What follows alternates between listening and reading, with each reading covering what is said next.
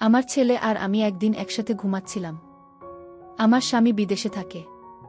আমার শরীরটা খুব খারাপ হওয়ায় আমি আমার ছেলেকে আমার সাথে ঘুমানোর কথা বলি। কিন্তু হঠাৎ একদিন রাতে যখন আমি ছেলের সাথে ঘুমালাম, তখন আমি অর্ধেক ঘুমের মধ্যে আছি এমন সময় অনুভব করলাম কেউ আমার সাথে বাজে কিছু করার চেষ্টা করছে। ঠিক সেই মুহূর্তে আমার ঘুম ভেঙে যায়। আর ঘুম ভেঙে আমি দেখলাম আমার ছেলে পাগলের মতো কি যেন করতে চাইছে। আর তা দেখে আমি খুব আশ্চর্য হয়ে গেলাম। আমার আর বুঝতে বাকি রইল না সে কি চাইছে। বন্ধুরা, আমার ছেলে কি করেছিল সেদিন রাতে যা দেখে আমি সহ্য করতে পারছিলাম না। সম্পূর্ণ গল্পটি শুনতে তোমাদের পানি ধরে রাখতে পারবে না। তাহলে চলুন বন্ধুরা, গল্পটি শুরু করি। গল্পটি শুরু করার আগে তোমাদের নিকট আমার বিশেষ অনুরোধ, অনুগ্রহ করে তোমরা আমার চ্যানেলটি সাবস্ক্রাইব করে আমাকে সাপোর্ট করবে। আমার নাম শারমিন। আমি দেখতে খুবই সুন্দরী, লাবণ্যময়ী। আমার বয়স ৩৫ বছর। আমি থাকার বনশ্রীতে থাকি। আমার এক ছেলে এক মেয়ে। ছেলের নাম তন্ময় আর মেয়ের নাম শান্তা। আমার বিয়ে হয়েছে এক প্রবাসী স্বামীর কাছে। বিয়ের কিছুদিন পর আমার স্বামী বিদেশে প্রবাসে চলে যায়। তারপর থেকে আমাকে খুব কষ্ট করতে হয়েছে। ছোট ছেলেকে নিয়ে আমার খুব কষ্টে দিন কাটছিল। দেখতে দেখতে আমার ছেলে এবং মেয়ে উভয় বড় হয়ে গেল। বর্তমানে আমার ছেলের বয়স ২১ আর মেয়ের বয়স ১৭। দুই ছেলে মেয়ে নিয়ে অনেক সুখের সংসার আমার। তারা দুজনেই পড়ালেখায় ব্যস্ত। ছেলে বাড়িতে থেকে পড়াশোনা করছে আর মেয়ে হোস্টেলে থেকে পড়াশোনা করছে। কিন্তু মনের মধ্যে একটা কষ্ট আমার। বিয়ের পরে প্রায় বেশিরভাগ দিনই আমার স্বামী ছাড়া থাকতে হয়েছে। বলতে পারেন আমি খুব একটা বেশি স্বামীর আদর পাই নাই। কারণ সে বিদেশ থেকে মাঝে মধ্যে ছুটিতে আসত। আর অল্প কিছুদিন থেকে আবার চলে যেত। তারপর আবার ৫ বছর পর ৩ থেকে ৪ মাসের ছুটি নিয়ে আসত। তারপর আবার চলে যেত। তাতে আমার কিছু হতো না। মনের কষ্ট মনেই রয়ে যেত, বরং আরও আগুন জ্বালাইয়া তুলে চলে যাইত। তারপর কিছুদিন শুধু কালিচক করতাম। এভাবেই চলত আমার জীবন। তাই বলছি বন্ধুরা, স্বামীর আদর আমার জীবনে খুব কমই পাইতাম। কিন্তু আমার কি ভাগ্য, সেই স্বামীর আদর, সোহাগ, মায়া, মমতা সব দিয়ে ভরিয়ে দিয়েছিল আমার ছেলে তন্ময়। আমি কখনো কল্পনাই করতে পারি না যে আমার ছেলে তন্ময় আমাকে এত সুখ দিবে। আমার ছেলের নাম তন্ময়। সে ক্লাস 7-এ পড়ছে, দেখতে অনেক সুন্দর, আমার মতোই হয়েছে। আমার ছেলেও হ্যান্ডসাম, অনেক স্মার্ট। যে কোনো মেয়ে দেখলে আমার ছেলের প্রেমে পড়ে যায়। আমি আমার ছেলের প্রতি অনেক যত্ন নিতাম। মানে অনেক ভালোবাসতাম আমার ছেলেকে। সবসময় আমার ছেলের সাথে আমি ফ্রি থাকার চেষ্টা করতাম। আমার ছেলের সাথে আমি বন্ধুর মতো আচরণ করতাম সবসময়। বন্ধুরা, একদিন রাতের ঘটনা। আমার ছেলে ওয়াশরুমে গিয়েছিল। ওয়াশরুম থেকে বের হতে একটু দেরি হচ্ছিল। হঠাৎ করে আমার ছেলের মোবাইলে একটি মেসেজ চলে আসলো। মেসেজটি দেখে আমি খুব হিমশিম খেয়ে গেলাম। মেসেজটা খুব বিশ্রী ভাষায় লেখা ছিল। তবে এটুকু বুঝতে পারছি যে মেয়েটি আমার ছেলেকে মেসেজটা দিয়েছে সে নিশ্চয়ই আমার ছেলে খুব পরিচিত, এবং সে আর আমার ছেলের মধ্যে নিশ্চয়ই খারাপ কোনো সম্পর্ক আছে। প্রকৃতপক্ষে মেসেজটি দেখে আমার মন খারাপ হয়ে গেল। মেসেজটি দেখে আমি মনে মনে ভাবলাম, কে এই মেয়ে? তাহলে কি আমার ছেলেই মেয়ের সাথে সম্পর্কে জড়িয়ে গেল? আমার ছেলে কি তাহলে নষ্ট হয়ে গেল? যদি তাদের মধ্যে এরকম ধরনের সম্পর্ক নাই থাকে, তাহলে কেনই বা এই মেয়েটি এরকম বিশ্রী মেসেজ দেবে? মেসেজটি দেখে আমার মনটা খারাপ হয়ে গেল। মনে মনে ভাবলাম, তাহলে আমার ছেলেকে কি আমি জিজ্ঞেস করব মেয়েটিকে? কিছুক্ষণ ভেবে তারপর ভাবলাম, যদি আমি আমার ছেলেকে জিজ্ঞেস করি তাহলে সে হয়তো কষ্ট পাবে। না, আমাকে বিকল্প চিন্তাভাবনা করতে হবে। যেভাবেই হোক এই মেয়ের কাছ থেকে আমার ছেলেকে বাঁচাতে হবে। তা না হলে আমার ছেলের পড়ালেখা সহ আমার ছেলের ভবিষ্যৎ একেবারে নষ্ট হয়ে যাবে। পরের দিন আমার ছেলে স্কুলে যাবে। ছেলের পিছন পিছন আমিও গেলাম। কিন্তু আমার ছেলেকে বুঝতে দিলাম না যে আমি তাকে ফলো করছি। স্কুলে যাওয়ার কথা বলে আমার ছেলে দেখলাম স্কুলে না গিয়ে অন্য দিকে যাচ্ছে। আমি ওর পিছন পিছন ছুটলাম। কিছুক্ষণ যাওয়ার পর দেখলাম একটি মেয়ে আমার ছেলের জন্য দাঁড়িয়ে রয়েছে। আমার ছেলেও তার কাছে চলে গেল এবং তারা সেখান থেকে অন্য কোনো এক জায়গায় চলে যাচ্ছে। আমি তাদের পিছন পিছন গেলাম। যাওয়ার পর দেখলাম তারা এমন এক জায়গায় গেল যেখানে মানুষ সচরাচর যায় না, একেবারে নির্জন জায়গা। খুব কম মানুষই সেখানে যায়। আমার আর বুঝতে বাকি রইল না আমার ছেলে নষ্ট পথে চলে যাচ্ছে, যে পথ মোটেও তার ভবিষ্যতের জন্য ভালো না। তারপরেও তারা সেই নির্জন জায়গায় কি করে তা জানার জন্য এবং তা নিজের চোখে দেখার জন্য চুপি চুপি সেখানে গেলাম। আমি দেখতে পেলাম তারা জঙ্গলে একটি কুঁড়ে ঘরের ভিতরে প্রবেশ করছে, তাও আবার ভাঙ্গা, মনে হচ্ছে অনেক দিনের পুরনো। চোখের পলকেই তারা দুজন সেখানে ঢুকে গেল। আমিও চুপি চুপি তাদের পিছনে গেলাম। ভাবলাম আজকে তাদেরকে হাতে নাতে ধরবে তারা ঘরে প্রবেশ করার পর। আমি চুপি চুপি করে সেই ঘরের জানালার পাশে গেলাম। তারপর আমি সেই কুঁড়ে ঘরের জানালার পাশ দিয়ে উকি দিলাম। জানালা দিয়ে উকি দিতেই যা দেখলাম তাকে আমার দু চোখ মুছে গেল। অনেক কষ্ট করে তাকালাম, দেখলাম আমার ছেলে এবং সেই মেয়েটার কি রোম্যান্টিক দৃশ্য। মনে হচ্ছে তারা যেন নতুন কোনো দুনিয়ায় হারিয়ে গেছে। তারপরও আমি কিছুক্ষণ তাদের দৃশ্য দেখলাম। সেই সাথে আমার চোখ চলে গেল আমার ছেলে এসে ইন্টারেস্টিং জায়গায়। আমার ছেলেটা দেখে তো আমি পুরো অবাক। ছেলেটা এত নাদুস নুদুস হল কি করে? দৃশ্যটা দেখার পর ভাবলাম এখন আমি আমার ছেলে আর এই মেয়েটাকে হাতে নাতে ধরব। কিন্তু আমার মনের মধ্যে বাধা পড়ে যায়। এই মুহূর্তে যদি আমি তাদের ধরতে চাই তাহলে দুর্ঘটনা পড়ে যেতে পারি। দৃষ্টি কিছুক্ষণ দেখার পর আমি তাদেরকে সেখানে কিছু না বলে বাসায় চলে আসলাম। তবে দৃশ্যটি দেখার পর বারবার তাদের সুন্দর দৃশ্য চোখের মধ্যে ভাসছে। আমি খুব চিন্তায় পড়ে গেলাম। মনে মনে ভাবতে লাগলাম কি করা যায়। আর এসব যদি তার বাবা শুনে তাহলে আমার সাথে অনেক ঝগড়া করবে, রাগারাগি করবে, এমনকি আমাকে মারধরও করতে পারে। ছেলেকে এইসব খারাপি থেকে রক্ষা করার দায়িত্ব আমার। ছেলের এসব দেখে মনে মনে সিদ্ধান্ত নিলাম আজকে ছেলে বাসায় ফিরলে একটা ব্যবস্থা করব। মনে মনে ভাবতে লাগলাম কি ব্যবস্থা করব, কি করা যায়। এসব বিষয় তো আবার কারো কাছে শেয়ার করা যায় না। অনেকক্ষণ ভাবতে ভাবতে মাথায় একটা বুদ্ধি এলো, আর এই বুদ্ধিটাকে কাজে লাগানোর চেষ্টা করলাম। প্রায় সন্ধ্যা বেলা আমার ছেলে স্কুল থেকে বাড়ি ফিরত। আমি বললাম, বাবা তন্ময়, তোমার স্কুল থেকে আসতে এত দেরি হল কেন? তন্ময় বলল, মা, স্কুল শেষে প্রাইভেট পড়েছিলাম, তাই আমার আসতে একটু দেরি হয়ে গেল। ছেলের এমন গোছানো মিথ্যা কথা শুনে আমি অবাক হয়ে গেলাম। আমি তো বুঝতেই পারছি সে কোথায় থেকে বাড়িতে ফিরল, কিন্তু আমি তাকে বুঝতে দিলাম না।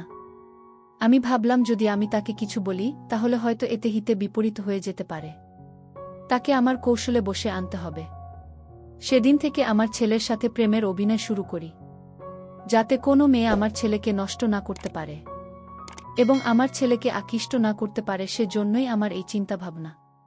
কিন্তু এই চিন্তাভাবনা যে এত গভীরে চলে যাবে তা কখনো কল্পনাও করতে পারিনি। সেদিন রাতে আমি আমার ছেলেকে বললাম, বাবা তন্ময়, তোমার মুখ এমন দেখাচ্ছে কেন? তন্ময় বলল, না মা, কিছু না। তারপর আমি বললাম, তন্ময়, আজকে তোমার সাথে আমি একটু গল্প করব। তন্ময় বলল, কি গল্প মা? আমি বললাম, তন্ময়, তোমার সাথে আমার অনেক কথা আছে। চল আজকে আমরা আগে একটু গল্প করি, তারপর কথা বলি। আর সেই সাথে আমি নিজেকে একটু অন্যরকম ভাবে উপস্থাপন করলাম, যাতে সে আমাকে দেখে আকৃষ্ট হয়। আমি তার সাথে ওপেন ভাবে চলার চেষ্টা করলাম। তারপর তন্ময় দেখছি মাঝে মাঝে আমার দিকে তাকাচ্ছে, আর কি যেন ভাবছে। তারপর তার সাথে আমি অনেকক্ষণ গল্প করলাম। গল্পের করতে এক সময় আমি তন্ময়কে বললাম, বাবা, আমার খুব ব্যথা করছে, একটু মেসেজ করে দাও। আমার কথা শুনে তন্ময় আমার দিকে হা করে চেয়ে রইল। অনেকক্ষণ ছেলের সেবা পেয়ে আমার ঘুম ঘুম ভাব পেল। তারপর আমি তন্ময়কে বললাম, বাবা তন্ময়, আজকে আমার খুব খারাপ লাগছে। তুমি আজকে আমার এখানে থাকবে কেন জানি আমি, আমার ভয় লাগতেছে। তন্ময় বলল, আচ্ছা ঠিক আছে। তারপর আমি আর আমার ছেলে তন্ময় একসাথে ঘুমিয়ে পড়লাম। রাত যখন গভীর হল তখন আমি বুঝতে পারলাম কেউ যেন আমার সাথে চুপি চুপি অন্যরকম কিছু করার চেষ্টা করছে। অনেকদিন পর কারো এমন অবস্থা অনুভব করতে পেরে আমার ঘুম ভেঙে গেল। আমি বুঝতে পারলাম নিশ্চয়ই আমার ছেলে তন্ময়, কারণ আমার রুমে তো তন্ময় ছাড়া আর কেউ নেই। তারপরেও আমি ঘুমের ভান করে পড়ে রইলাম, বুঝতে দিলাম না আমার ছেলে তন্ময়কে। মনে মনে ভাবলাম, দেখি তন্ময় আমার সাথে কি করে। কিছুক্ষণ পর তন্ময় মনে করল হয়তো আমি ঘুমিয়ে পড়েছি। সে তার ইচ্ছামতো বিভিন্নভাবে আমার সাথে বিভিন্ন রকম অদ্ভুত আচরণ করা শুরু করল।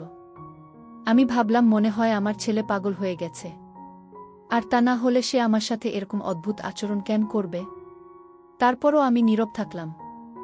যখন সে খুব বেশি পাগলামি করতেছে তখন আমার ঘুম ভেঙে যায়। আমি সজাগ হয়ে বললাম, তন্ময় তুমি কোথায়? কি করছো? সে আমার সজাগ হওয়া দেখে বোকা হয়ে গেল। আমি বললাম, তন্ময় সমস্যা নাই, তোমার যা ইচ্ছা তা করো, কিন্তু বাবা আমার একটা শর্ত আছে, তোমাকে আমার ওই শর্ত মানতে হবে। তখন তন্ময় বলল, কি শর্ত শুনি?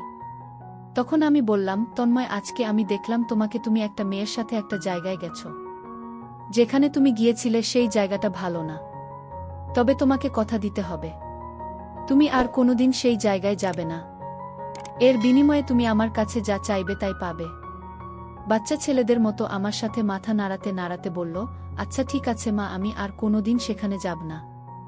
তারপর আমি বললাম, তন্ময় আমি বুঝতে পেরেছি তুমি বড় হয়েছ, তোমার চাহিদা আছে, যদিও আমরা তোমাকে এখন বিবাহ করাতে পারব না। যতদিন আমরা তোমাকে বিয়ে না করাবো ততদিন তুমি আমার মাধ্যমে তোমার কাজ চালিয়ে যাবে। সব কথার এক কথা হচ্ছে, তোমাকে ওই রাস্তা থেকে ফিরে আসতে হবে। তখন তন্ময় বলল, আচ্ছা ঠিক আছে মা। তারপর আমি আমার ছেলেকে বললাম, তন্ময় তুমি তোমার কাজ শুরু করো। মাত্র 17 বছর বয়সের ছেলে, তারপরও গায়ে প্রচুর শক্তি। আমার 17 বছরের ছেলের কাজ করার এত কৌশল দেখে আমার মাথা ঘুরে গেল। মনে হলো যেন আমি জীবনের সমস্ত সুখ খুঁজে পেয়েছি। আসলে কি বলবো, আমার ছেলের এই ব্যাপারে এত কৌশল জানে তা আমার কল্পনার বাইরে। মনে মনে ভাবলাম, ছেলে তো দেখি তার বাপের চাইতে আরও 10 গুণ বেশি শক্তিশালী। সেদিন মনে হয়েছিল আমি নতুন কোনো অসুখে ভুগে হারিয়ে গিয়েছিলাম। যে রকম কৌশল ব্যবহার করেছিল তা আমি আগে কখনো কল্পনাও করতে পারি না। তার একদিনের কাজের ফলে প্রায় 1 সপ্তাহ পর্যন্ত আমি খারাপ অবস্থায় ছিলাম। তারপর প্রতিদিনই আমার ছেলে তন্ময় এবং আমার এক অন্যরকম শাস্তি হতো, যে মাস্তি রহস্য আজ পর্যন্ত কেউ জানে না। কিন্তু সত্যিকার অর্থে আমার ছেলের ভালোবাসা পেয়ে আমি যে এতদিনের ক্ষুধার্ত ছিলাম, আমার যে অপূর্ণতা ছিল, সব আমার ছেলে পূরণ করে দিয়েছিল। মনের টান এবং চাহিদা অনেক সময় জাতপাত কুল কিছু মানে না, সে শুধু তখন উষ্ণ ছোঁয়া যা পেলে সে তখন হয়ে যায় চির শান্ত। সবশেষে আমি তোমাদেরকে বলবো, এই কাজটি করাতে আমার 2টি উপকার হলো। এক হলো আমি আমার অতৃপ্ত ভালোবাসা কৃতিত্ব দিতে পেরেছিলাম। 2 হলো আমার ছেলেকে খারাপ রাস্তা থেকে ফিরিয়ে আনতে পেরেছিলাম। যাই হোক, এখন আমার ছেলে আমার সব, আমার সুখ, আমার শান্তি, আমার দুনিয়া, আমার বেঁচে থাকার অবলম্বন। মার সাথে এই ঘটনাটা বেশ কিছুদিন পরে যখন আমি আমার ছোট বোন শান্তাকে হোটেলে নিয়ে যাই। আমার ছোট বোন শান্তা রাজশাহীর একটি কলেজে হোস্টেলে থেকে পড়াশোনা করত, আমাদের এখান থেকে প্রায় 120 কিলোমিটার দূরে। ঈদের আগে তার ছুটি শুরু হবে আর সে বাড়িতে আসবে। মাকে শান্তা ফোনে জানায় যে সে তার বন্ধুর সাথে চলে আসবে। অন্যান্য সময় যখন শান্তার কলেজ ছুটি হয় তখন আমি গিয়ে ওকে নিয়ে আসতাম। যেদিন শান্তার আসার কথা ছিল সেদিন আমি ঘরেই ছিলাম আর তার আসার অপেক্ষায় ছিলাম। তখনই শান্তার ফোন আসে আর বলে সে আসতে পারবে না, কারণ তার বন্ধু এক আত্মীয়র বাসায় চলে যায়। এই কারণে আমাকে যেতেই হবে তাকে নিয়ে আসার জন্য। তখন প্রায় 3টা বাজে আর আমাদের বাড়ি থেকে তার হোস্টেলের দূরত্ব 120 কিলোমিটারেরও বেশি, আর 5টার পর গাড়িও পাওয়া যায় না। যদি আমি এখন গাড়িতে যাই তাহলে তার ওখানে যেতে যেতে রাত হয়ে যেত। একে তো নিরিবিলি এলাকা, তার উপর রাস্তা ভালো না। তাই আমি মাকে বললাম যে আমি আমাদের গাড়িটা নিয়ে যাই। মা অনুমতি দিয়ে দেয়। আমি আর দেরি না করে গাড়ি নিয়ে বের হয়ে যাই। 4 ঘন্টার মতো লেগে যায় তার ওখানে পৌঁছতে, আর তখন ঘড়িতে প্রায় 7টা বাজে। আমি যখন সেখানে পৌঁছি তখন দেখলাম আমার আদরের বোনটা হোস্টেলের বাইরে দাঁড়িয়ে আমার জন্য অপেক্ষা করছে। ঈদের ছুটিতে কলেজ বন্ধ হওয়ার কারণে হোস্টেলের সব মেয়েরা বাড়িতে চলে গিয়েছিল। যখন আমি পৌঁছলাম তখন বোন দৌড়ে এসে আমাকে জড়িয়ে ধরে বলল, ভাইয়া আমি মনে করেছিলাম তুমি আসবে না। আমি বললাম, আমি তো আরও আগেই আসতে চেয়েছিলাম, কিন্তু তুমি তো নিষেধ করে বললে যে তুমি তোমার এক বন্ধুর সাথে আসবে। তারপর শান্তা সরি বলল, আর আমি আমার ছোট বোনকে আদর করি। যখন বোন আমাকে ধরে তখন তার আমার সাথে লেপ্টে যায়। আমি অনুভব করি যে আমার বোনটা বড় হয়ে গেছে আর তাকে বিয়ে দেওয়ার সময় হয়ে গেছে। তখন আমার বোনকে নিয়ে আগের অনেক কিছু মাথায় আসছিল। আমি তাড়াতাড়ি তার ব্যাগ নিয়ে গাড়িতে রাখি আর হোস্টেল সুপারের কাছ থেকে অনুমতি নিয়ে আমরা বাড়ির দিকে রওনা দেই। শান্তা ওই দিন স্কার্ট আর হাফহাতা টপ পরে, যার ফলে তাকে খুব সুন্দর লাগছিল। শান্তাকে দেখে আমার মতো যে কোনো ছেলেরই মাথা খারাপ হবে। যখন আমরা 25 থেকে 30 কিলোমিটার অতিক্রম করি তখন দেখি রাস্তায় প্রচণ্ড ভিড়। আমি গাড়ি পার্ক করে নেমে জিজ্ঞেস করলাম, কি হয়েছে এখানে? তখন তারা বলল, ব্রিজ ভেঙে গেছে, গাড়ি ও পারে যেতে পারবে না। বুঝতে পারলাম আজ আর বাড়ি যাওয়া হবে বলে মনে হয় না। এ কথা আমি গিয়ে শান্তাকে জানালাম আর বাড়িতে মাকে ফোন করে কথাটা জানালাম। তারা বলল, ঠিক আছে, অনেক রাত হয়ে গেছে, আজ আর আসার দরকার নাই। ওখানে আশেপাশে দেখো কোনো হোটেল পাও কিনা। আমি ঠিক আছে বলে ফোনটা রেখে দিলাম। তারপর গাড়িটা ঘুরিয়ে শহরের দিকে আবার ছুটলাম হোটেলের খোঁজে। তখন প্রায় রাত 9টা বাজে। বেশিক্ষণ খুঁজতে হয়নি, অল্প দূরে যেতেই আমরা ছোটখাটো একটা হোটেল পেয়ে গেলাম। আমি গিয়ে হোটেলে রুমের কথা জিজ্ঞেস করতে একটা মিলে যায়, তবে ওখানে মেয়ে নিয়ে গেলে রুম দেই না। কিন্তু যখন আমি বললাম ও আমার ছোট বোন আর আমাদের সমস্যার কথা, তখন তারা রুম দিতে রাজি হয়। তারপর আমি ব্যাগ নিয়ে ছোট বোনকে নিয়ে আমাদের রুমে চলে গেলাম। রুমে গিয়ে আমি বোনকে বললাম, তুমি বাথরুমে গিয়ে ফ্রেশ হয়ে যাও, আর এর মধ্যে আমি বাইরে গিয়ে দেখি খাওয়ার জন্য কিছু পাওয়া কিনা। শান্তা বলল, ঠিক আছে ভাইয়া। আমি বাইরে চলে গেলাম। হোটেলে গিয়ে আমি খাবারের কথা জিজ্ঞেস করলাম, কিন্তু ছোট হোটেল আর রাত হওয়াতে তারা বলল, এখানে খাবারের ব্যবস্থা নাই। শুনে আমি মার্কেটে চলে যাই খানা আনার জন্য। মার্কেট থেকে কিছু খাবার নিয়ে আমার জন্য একটা বিয়ার নেই, সাথে একটা লিমকাও নেই।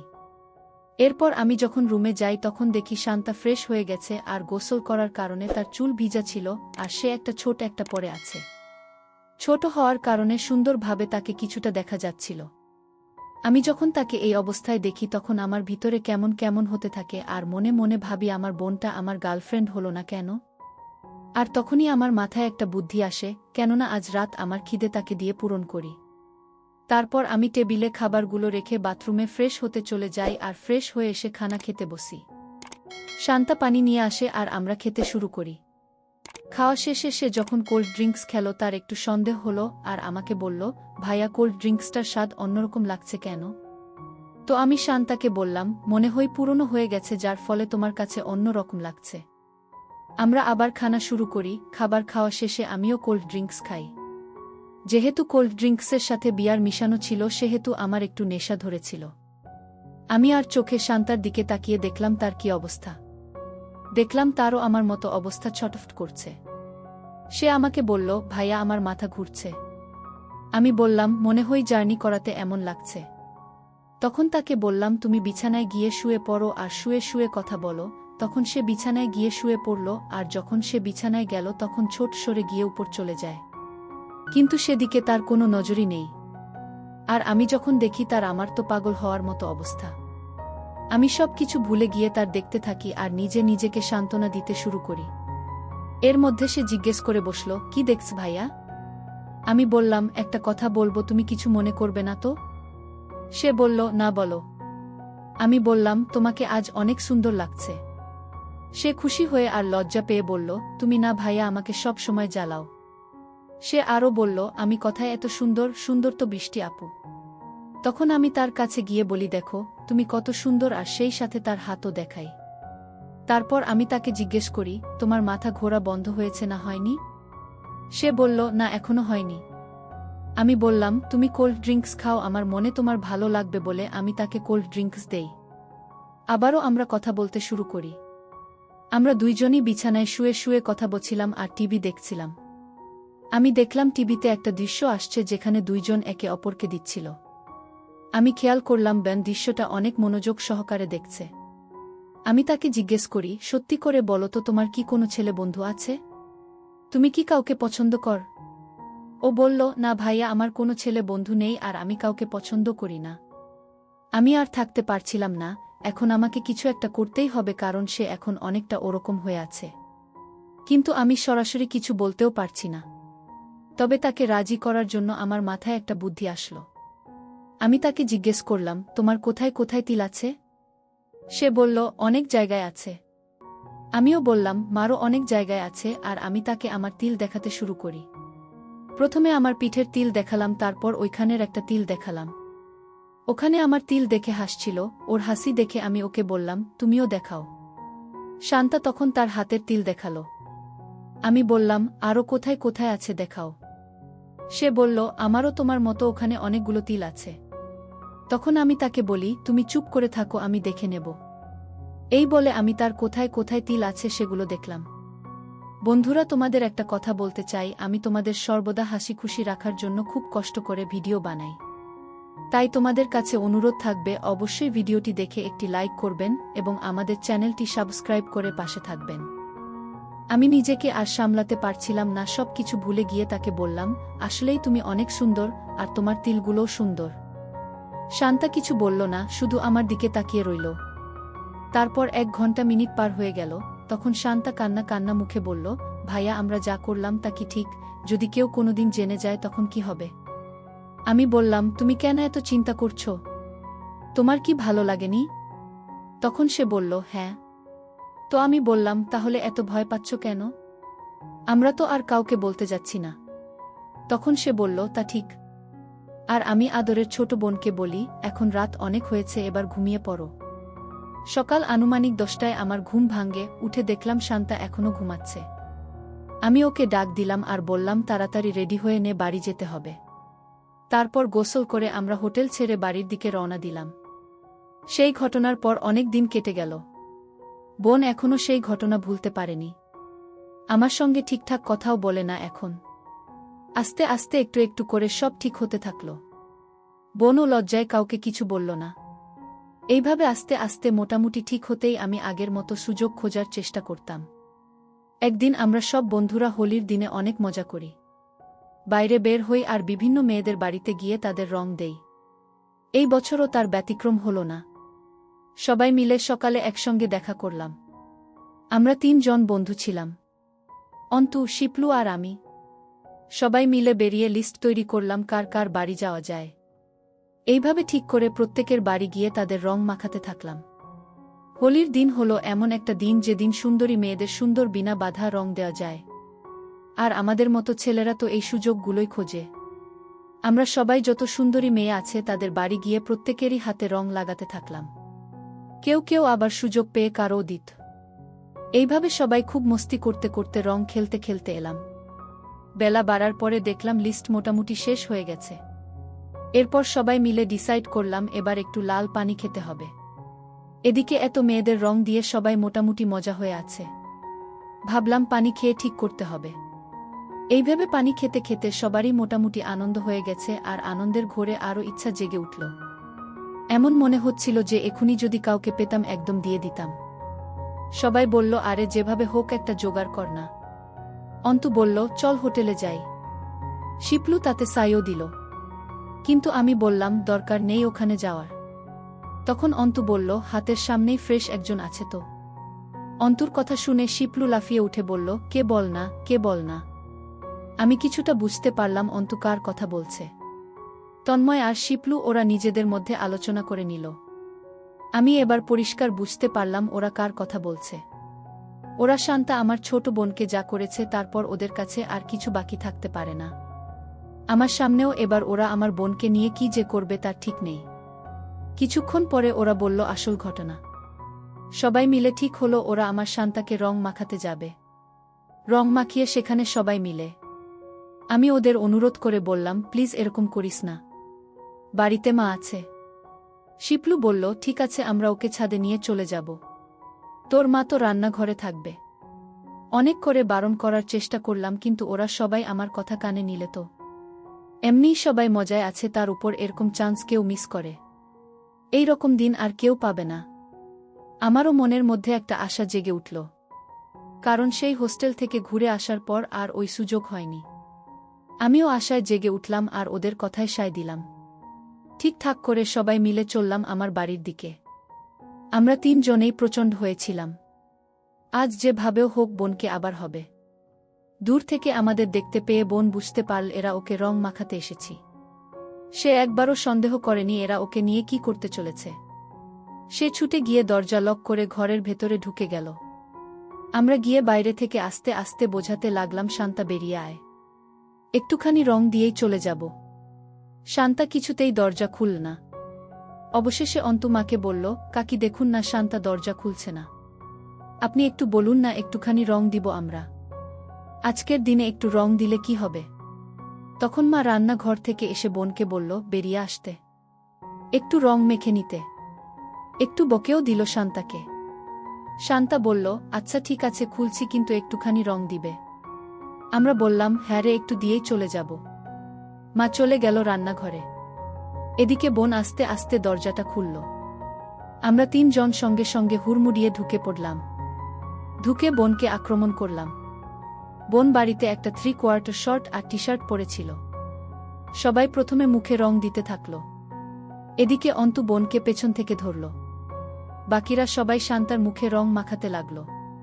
শান্তা বারবার বলছিল, আর রং দিও না, এবার ছেড়ে দাও। এদিকে অন্তু আর আমি দুজনে দুই নিয়ে পড়লাম। একদম তলা থেকে শুরু করে রং দিতে থাকলাম। আমি বললাম, এখানে নয়, ছাদে চল, বাকিটা সেখানে হবে। বলে সবাই মিলে বোনকে চাগিয়ে নিলাম ছাদে যাওয়ার জন্য। বোন এবার বুঝতে পারল এরা কি করতে চলেছে। সে চিৎকার করে মাকে ডাকতে গেল। আমরা তার মুখ বন্ধ করে দিয়ে মাকে হাঁক দিয়ে বললাম, মা আমরা একটু ছাদে যাচ্ছি, একটু পরে আসব। মা বলল, ঠিক আছে। আমরা সবাই মিলে দোতলার ছাদে উঠে গেলাম। সেখানে গিয়ে শুরু হলো আর এক দৃশ্য। ছাদে ট্যাঙ্কে জল ছিল। শিপলু এক বালতি জল নিয়ে এসে শান্তার উপর ঢেলে দিল। সবচেয়ে বেশি উৎসাহ ছিল অন্তুর, কারণ ও আগে আমার বোনকে অনেকবার দেখেছে কিন্তু এভাবে পায়নি কখনো। আজ ওরা সবাই আমার বোনকে আবার পেয়েছে। এত সহজে ছেড়ে দেবে না কেউ। সবাই মিলে আমার বোনকে রং দিতে লাগল। সবার ইচ্ছা পূরণ করতে প্রায় 1 ঘন্টা সময় পার হয়ে গেল। এরপর সবাই যে যার মতো চলে গেল, আর আমি বোনের কাছে এসে আস্তে আস্তে বোনকে তুললাম। দেখলাম তার আর ওঠার মতো ক্ষমতা নেই। কোনো রকমে ছাদের জলের ট্যাঙ্ক থেকে জল নিয়ে এসে বোনকে গোসল করিয়ে দিলাম, আর দেখলাম ওর বিভিন্ন রঙে রাঙা হয়ে গেছে। মাথার চুল থেকে পায়ের নখ পর্যন্ত রং দিয়েছে ওরা আমার বোনকে। এর কিছু দিন পর শান্তার বিয়ে হয়ে যায়। তারপর আগের মতো আমি আর মা বাসায় থাকলাম। ভিডিওটি যদি তোমাদের ভালো লাগে তাহলে একটি লাইক দাও, আর তোমরা যদি এরকম মজার মজার ভিডিও পেতে চাও তাহলে দয়া করে আমার চ্যানেলটি সাবস্ক্রাইব করো। সবশেষে তোমাদের সুস্বাস্থ্য কামনা করি, আর ভিডিওটি দেখার জন্য তোমাদের সকলকে অসংখ্য ধন্যবাদ।